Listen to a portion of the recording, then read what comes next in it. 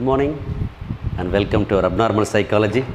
So today we shall begin with a new topic, causes of maladaptive behavior, causes for abnormal behavior. It's a very important topic, causes of maladaptive behavior.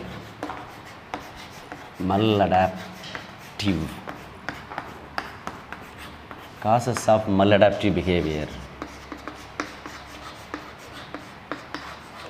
So far you have been seeing what is abnormal psychology or what is abnormality, what is normality, and we have seen different axes, the classification. Now we are going to see what are the causes, what causes abnormal behavior or what causes a mental sickness, what causes a psychiatric sickness or psychotic disorders. So basically we can speak about 4 causes in general. Afterwards we come to the 3 main causes. To understand cause, we need to understand some terminology. The first one is primary cause. Causes of maladaptive behavior.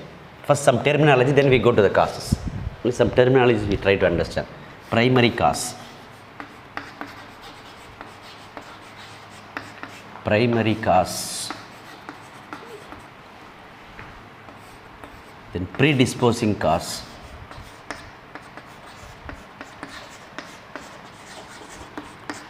Predisposing cause. Thirdly, precipitating cause. Precipitating cause.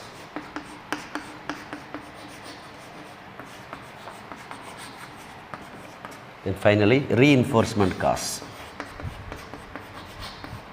Reinforcement cause. Shall I explain to you what it means? Reinforcement cause. So we need to understand these terminologies and then we go to the real causes for mental sickness or psychotic sickness or abnormal behaviors.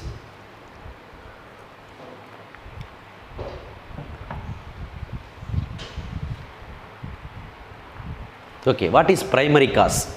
Primary cause means it is the condition without which the disorder would not have come. It is the condition that causes the sickness. That is the primary cause. So every sickness will have a primary cause. Without this cause, there would not have been sickness.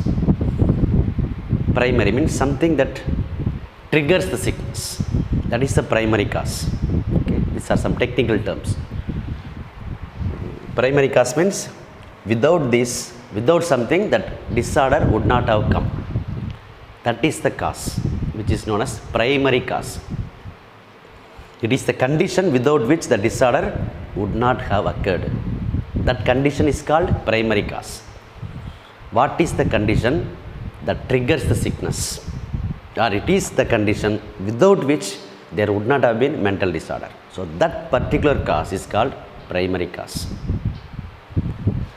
Then secondly, predisposing cause means something which is already present in the person gets triggered.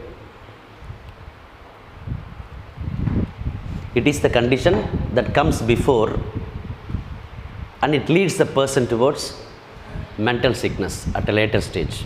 That means it is already present in the person. Predisposing means the person is already predisposed to have this sickness. You may not have sickness at the moment. Maybe at later point of time, because most of the mental sicknesses will have their onset in the adolescent age.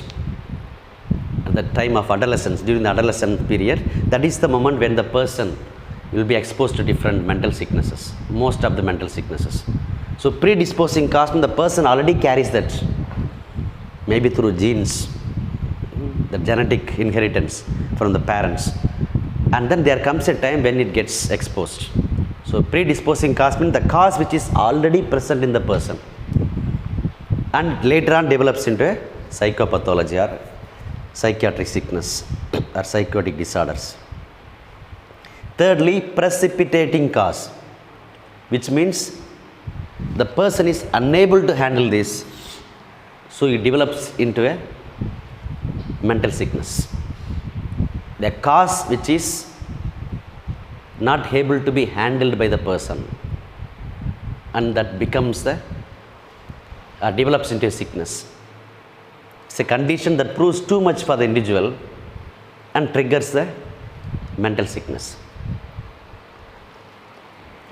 Here it is the cause which becomes, which triggers the mental sickness. Here means the cause which is already present at one point of time, it becomes a mental sickness.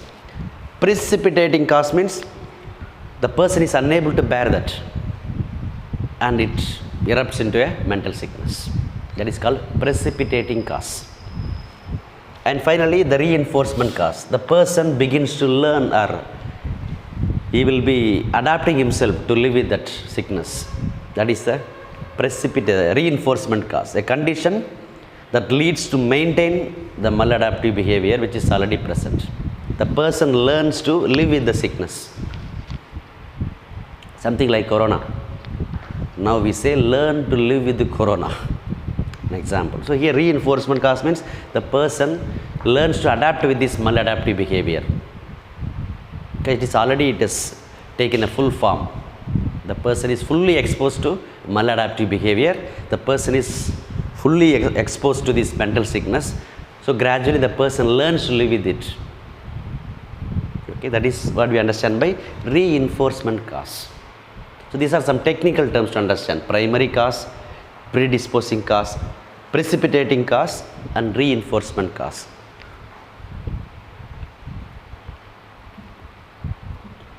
So by primary cause we mean that is a condition without which the disorder would not have come. So that condition is called primary cause. We shall see what are these causes. These are some general terms before we enter into the real causes.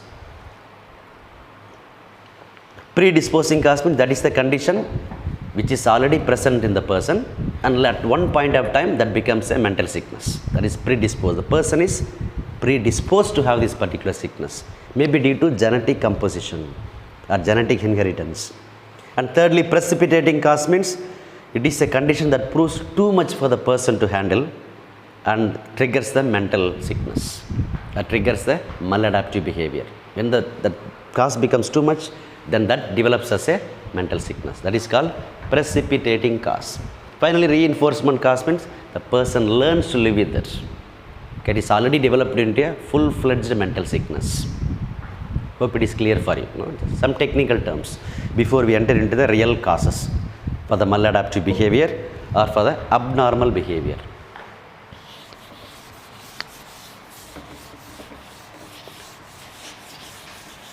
So we call it maladaptive behavior or abnormal behavior. Abnormal.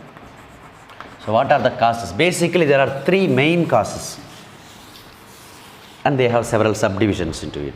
What are the three main causes? The first one is biological. Biological causes or biological factors, we may call it. Biological factors.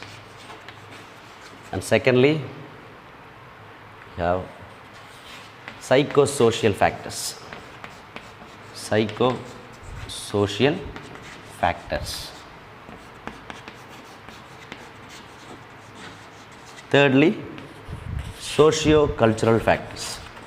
So these are the three major categories: socio-cultural factors. So three main major factors. So biological factors, psychosocial factors, and socio-cultural factors.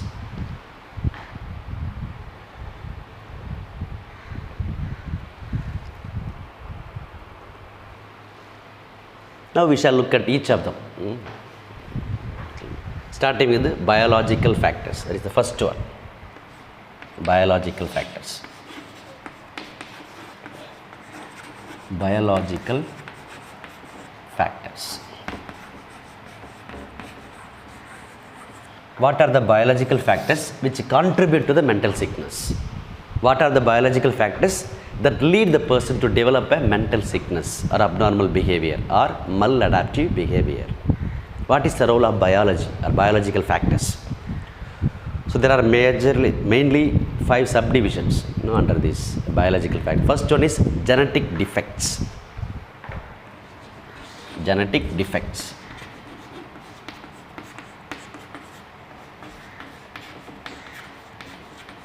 Genetic defects. What do you understand by genetic defects?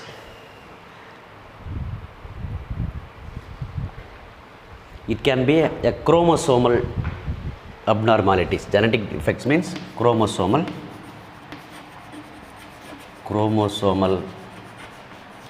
abnormalities. Abnormality or chromosomal mutation. These are very technical terms. Mutations. If you are a science students, you must have studied a little bit about chromosomes in your biology. So when there are some chromosomal abnormalities or chromosomal mutations, that might cause a maladaptive behavior in the person. So this can be one of the under biological factors. We have genetic defects, and there can be also a growth of faulty genes. Genetic defects, faulty genes.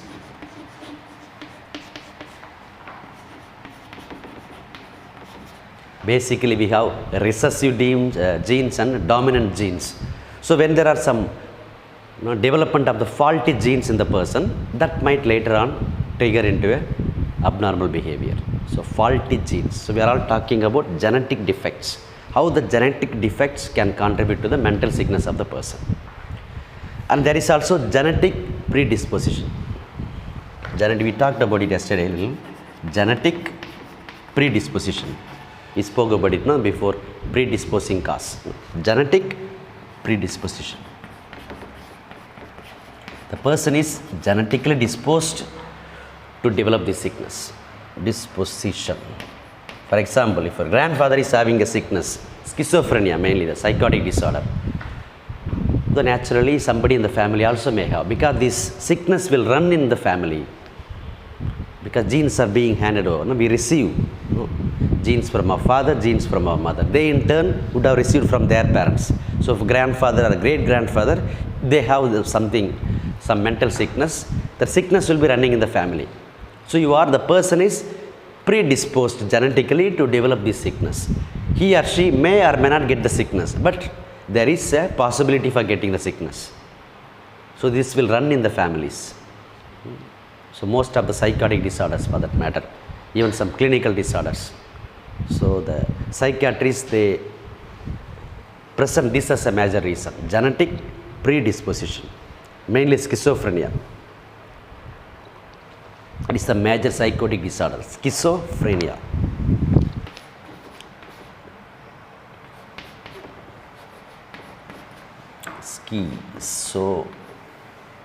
Schizophrenia. Split mind, schizophrenia.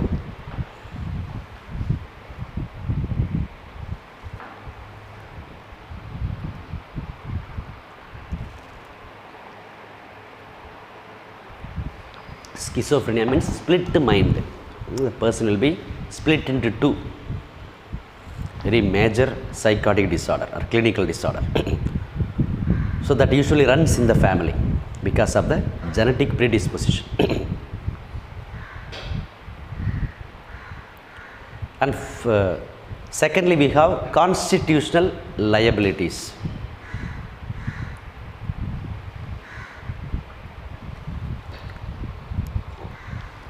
Under biological factors, we have genetic defects. Whenever there is a defect in the gene, it can be because of the chromosomal abnormality or chromosomal mutations, or because of the faulty genes that we inherit from our parents, or because of the genetic predisposition which runs in the family.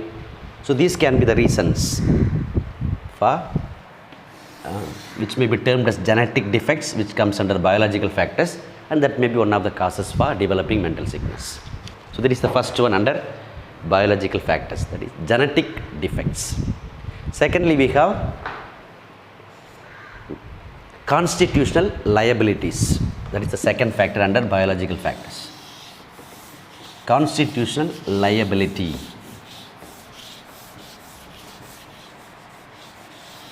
Constitutional liabilities. B. Constitutional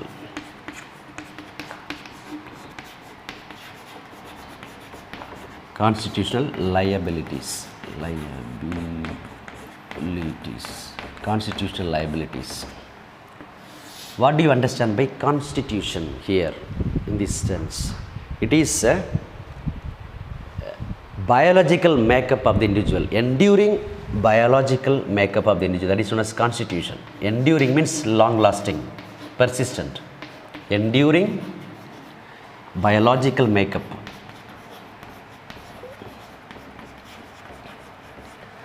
Biological makeup. Enduring biological makeup of the individual is known as constitution. Individual. And when there are some problems in that constitution, that may trigger into mental sickness. So constitution is, by which we mean enduring biological makeup of the individual. From where do we get this biological makeup? It is from two factors. Yesterday we talked about it. Nature and nurture. Either it comes through the genes, are inherited, or it comes through the nurture. That means it is through genetic inheritance, hereditary, another word, hereditary. Hereditary is nature, what is we have already inherited from the parents, or nurture means environment, where we are brought up, where the person is brought up, environment. So because of this influence of the hereditary on the environment, and because of this nature and nurture, their combination, the person develops a biological makeup that becomes the biological makeup of the person. That is called as constitution. So we all have got our own constitution. The interaction between the genetic component and the environmental component. The interaction between the nature as well as the nurture. Nature means what we already have, what we are born with, that is nature, our nature. What we have inherited from our parents, that is hereditary, hereditary factors. And nurture means where we are brought up. This is our environment. So there is the combination of hereditary as well as the environment, which is called as nature and the nurture. The combination of these two elements forms the biological makeup of the individual. So that is called constitution. And when there is some disorder taking place in this combination, that might trigger into mental sickness. That's how we understand biological makeup of the person. That is what we mean by constitution. So we are constituted by hereditary element as well as the environmental factors. We are constituted by nature as well as the nurture. What we are born with and what we develop. So these two factors are together forming this biological makeup of the person. And when there are some defects in this formation of this biological makeup, which is called constitution, that may trigger into mental sickness. Is it clear? It's a little complicated, but if you understand from the perspective of nature and nurture, hereditary and environment will be clear for you. So the combination of these two elements will form the biological makeup. That will be enduring, means a persistent pattern of the person. It will not change. Relatively enduring biological makeup of the individual. And when there is some defect in this formation of these two elements coming together, there may be a possibility for developing mental sickness. So that is the meaning of constitutional liabilities. Second factor under biological factors. So we have seen genetic defects, the first one. The second one is constitutional liabilities. Mainly the stress factors. Now people, those who are vulnerable to stress, they may be having these problems. Maybe that combination has not gone well with them. So those persons will be predisposed to become to stressful situations. Whenever they face with the stressors, psychological stressors or sociological stressors or environmental stressors, we have seen all that in the Axis 4 yesterday, no? So these people will be immediately developing into mental sickness because they are already predisposed, because they have weak constitutions or weak combination of nature versus nurture. So they may develop mental sickness or they may not be able to handle stress, and they develop anxiety, and they may develop an anxiety disorder or social withdrawal or some personality disorders, which you have seen last week. Yeah. And third one is physical deprivations. Under the biological factors, the third factor is physical deprivation. When the person is physically deprived for a long time, that persons or that individuals may develop mental sickness. That is the third component of biological factors. Physical deprivation.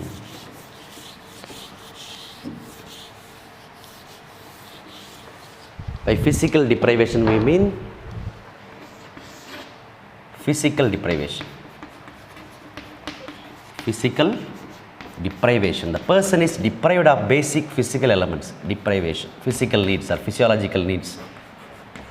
The person is deprived for a long time. Then that person will develop mental sickness. Mainly food. Food, sleep. These are the basic needs of the person. Food and sleep. If the person is suffers from malnutrition, or the child,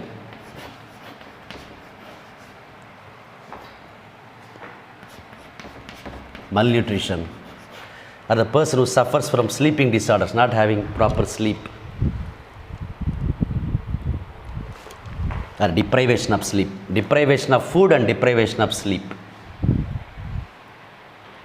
and that persons will easily develop mental sicknesses because they don't have these basic needs met for a long time. If you are not eating for a few days, couple of days, and if you are not able to sleep for a few days, that is fine. If you are having it as a pattern, if you are having it constantly, then naturally you will develop into mental sickness, especially if it happens in the childhood. Later on they will develop into a mental sickness or they develop abnormal behavior because their basic needs are not met. It's a physical deprivation. They are deprived from food and they are deprived from sleep. Two essential needs of the human person. Physiological needs, which are called as basic needs. If these needs are deprived for a long time in the childhood, that particular persons, as they grow up, might develop mental sickness or abnormal behaviors or maladaptive behaviors. Is that clear? Physical deprivations. The fourth one is DEC. That is disruptive emotional process. The fourth component under biological factors. Disruptive emotional process. Disruptive emotional process. The fourth component under biological factors. Disruptive. Disruptive emotional process.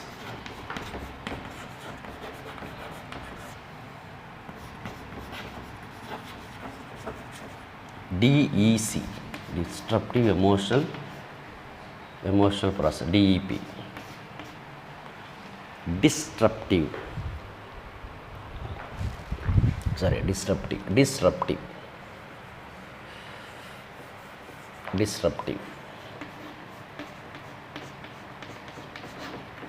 disruptive emotional process. What do you understand by disruptive emotional process? Means we have basically two emotions, two strong emotions we have, no?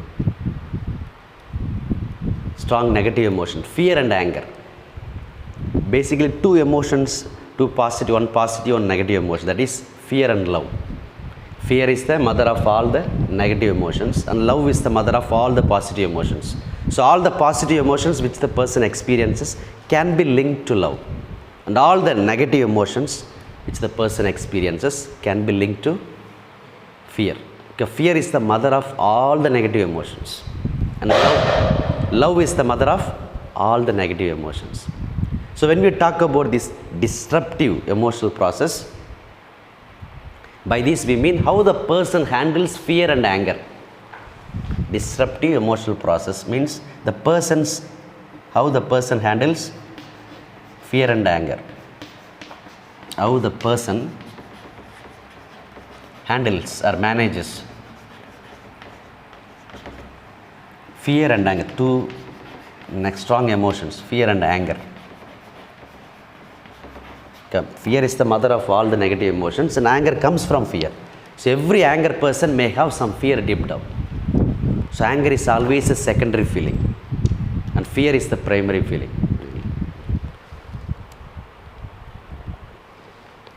So whenever person faces fear or anger, there is a certain kind of emergency created in the body. Immediately we need to meet with it. When you are facing a fearful situation, your body develops a kind of emergency situation. So we need to mobilize our body resources. Mobilization of the body resources. Bodily resources to handle fear and to handle anger. Resources. Mobilization. The body needs to have some kind of mobilization to meet this emergency situation. This is called emergency situation, fear and anger. Emergency situation. Okay, fear just comes in. Anger also. Immediately you are provoked or something happens, immediately you are triggered. So immediately your body gets into a situation of emergency. So there is need of a mobilization of the bodily resources to tackle these two emotions. Emergency situation.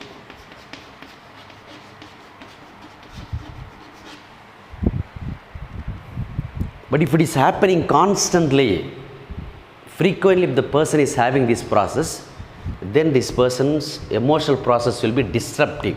It will be damaged emotional process because it's all the time meeting with the emergency situation.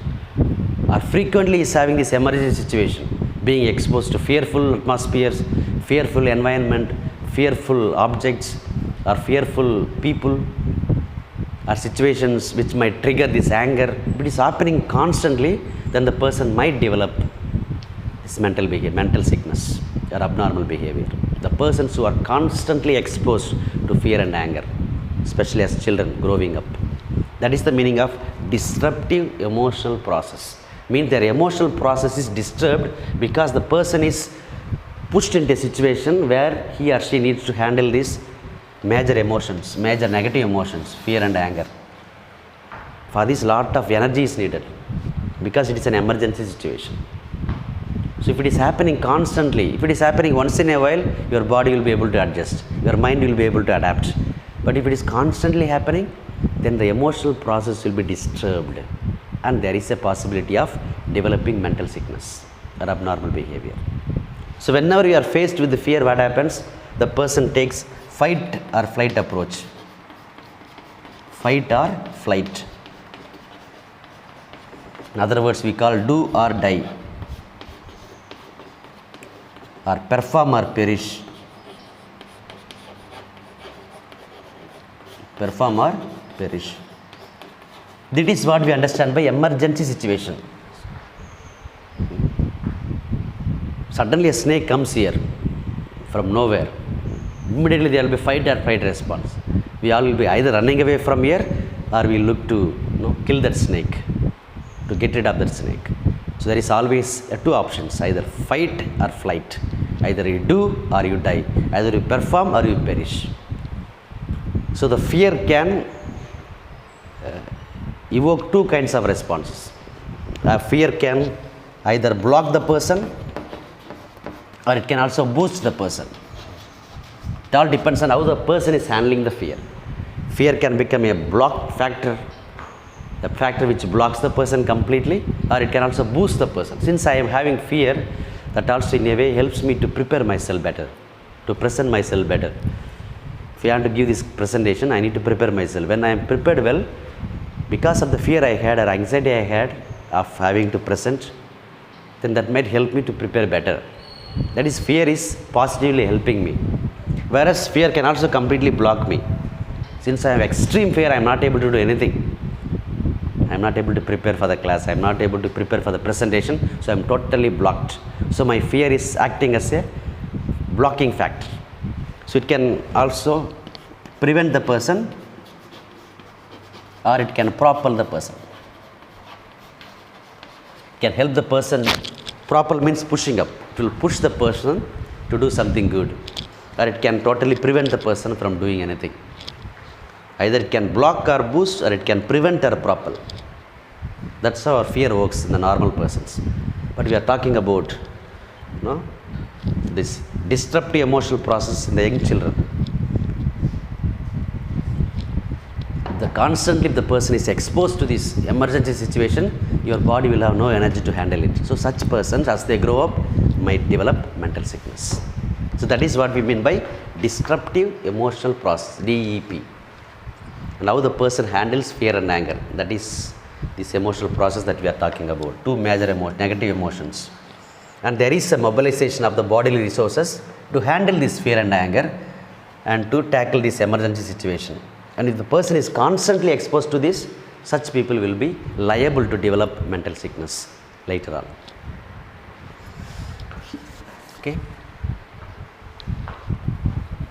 And the last one in the under biological factors is brain pathology, the fifth component, brain pathology.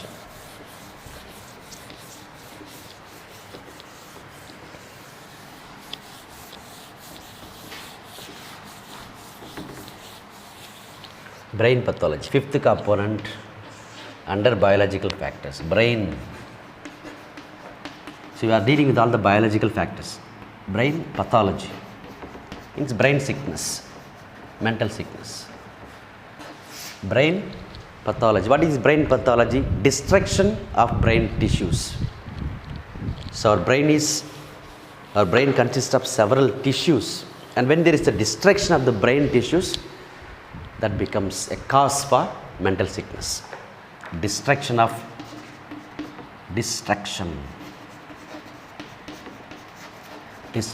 brain tissues. Destruction of brain tissues. That is what we understand by brain pathology. Destruction of brain tissues. So most of the people who are affected by mental disorders are those who develop abnormal behavior or maladaptive behavior.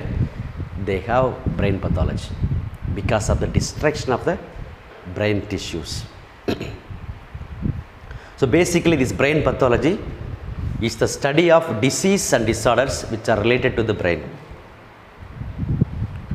Disease and disorders related to the brain, that is brain pathology. Brain pathology means diseases and disorders which are related to brain. Diseases and disorders related to brain. And by brain pathology we mean destruction of the brain tissues. When the brain tissues are affected, then there is every likelihood of developing mental sickness. And most of the patients who suffer from abnormal behavior or maladaptive behavior or mental sickness or psychotic sickness or psychopathology, they have this brain pathology. So there is some destruction of the brain tissues.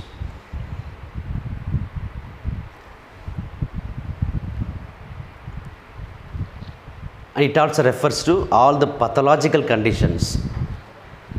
Brain pathology means refers to all the pathological conditions which affect the brain tissue. Again, pathological condition,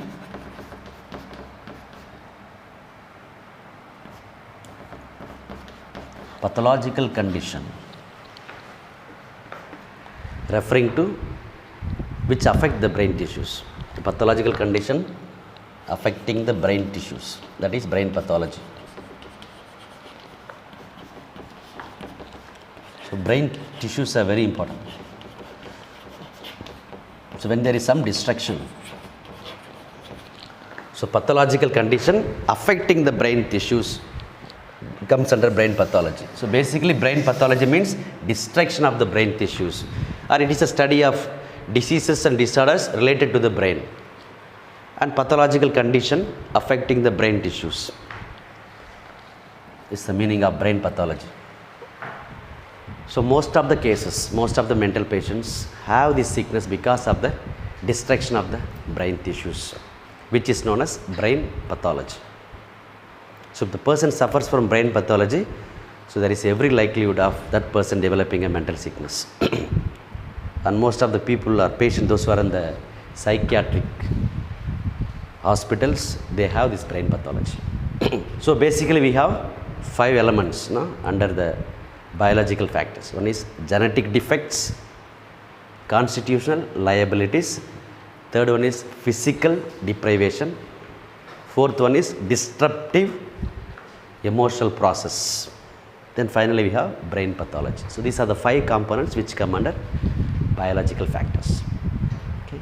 So tomorrow we shall see the psychosocial factors which cause abnormal behavior or maladaptive behavior in the individuals. Thank you.